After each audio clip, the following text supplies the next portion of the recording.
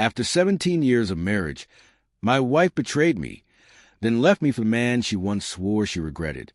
Her daughter, my stepdaughter, defended her, calling him her true love and insisting she deserved to be with him. In court, I finalized our divorce and walked away, not just as a husband, but as a father. Now my stepdaughter is panicking. Hi, Reddit. I'm plus. And I still remember the exact moment my life crumbled. 17 years, wiped away with one sentence. I'm leaving you. At first, I thought I misheard her. Rebecca, my wife, my partner, the woman I built a future with, stood across the room, arms folded tightly over her chest, her lips pinched like she was the injured party.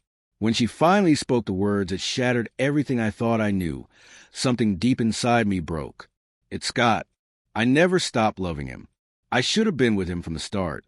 Scott, her ex, the same man she once swore was the worst mistake of her life. But the deepest wound didn't come from her. It came from Lily.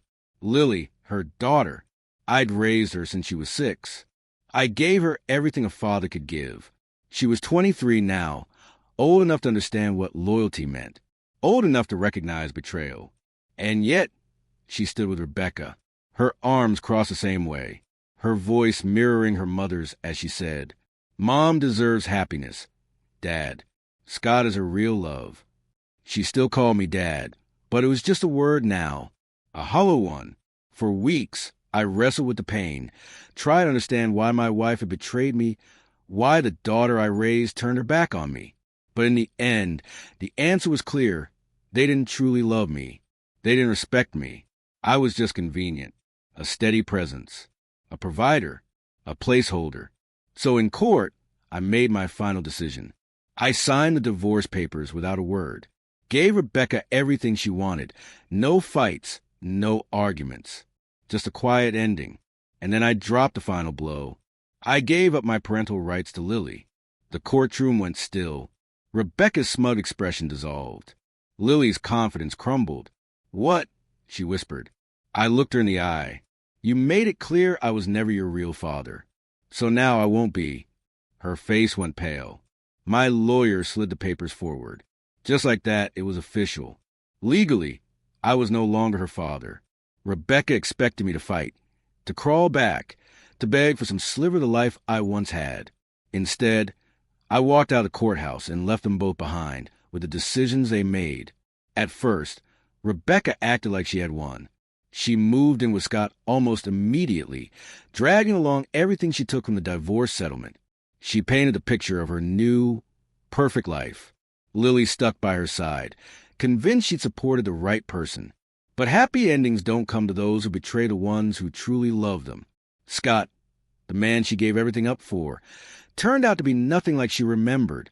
In the beginning, he was charming again, just like in their youth.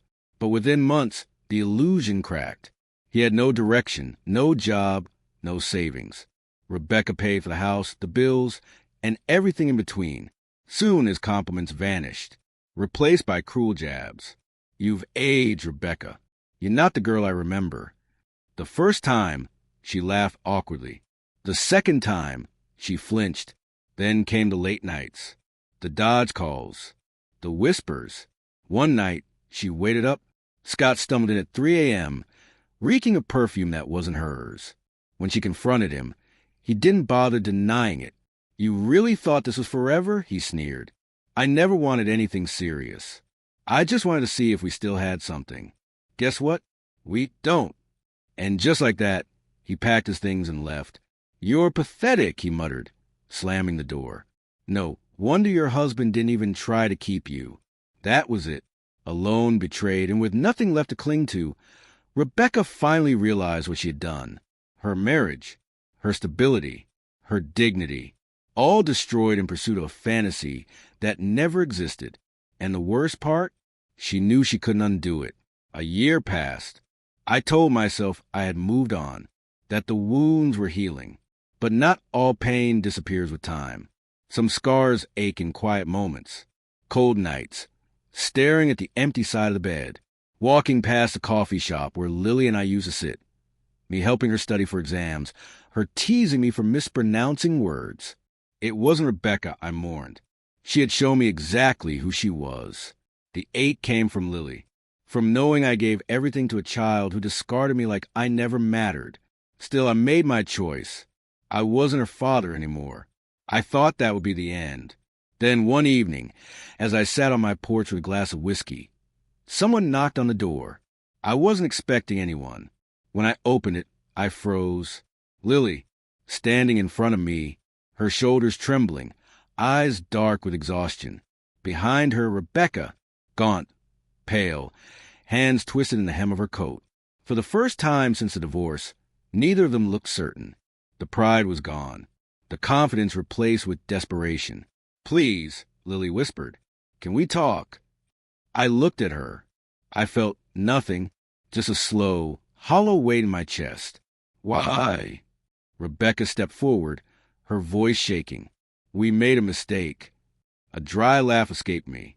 There was no humor in it, only the bitter sting of memory. "No, you made a choice." Rebecca's face crumpled.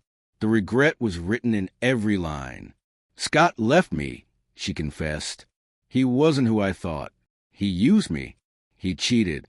And when things got hard, he walked out." I nodded slowly. "How poetic." Lily's voice trembled. "Dad?" That word hit me like a cold slap. "No," I said. "You don't get to call me that anymore." Tears spilled down her face. "I was wrong. I thought Mom was right.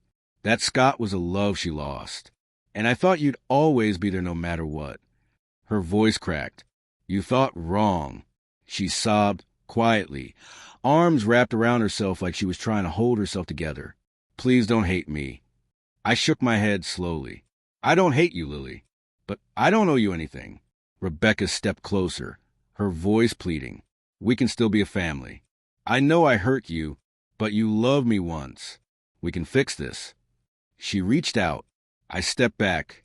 "No, Rebecca, you don't get to break me and then come pick up the pieces when you realize they don't fit anywhere else. You made your bed. Lie in it." Her face collapsed in sorrow. Lily choked back a cry. I closed the door. I stood there for a while, listening to their muffled sobs through the wood. Then I walked back to my chair, took a long sip of whiskey, and watched the sun dip behind the horizon. And for the first time in years, I felt free.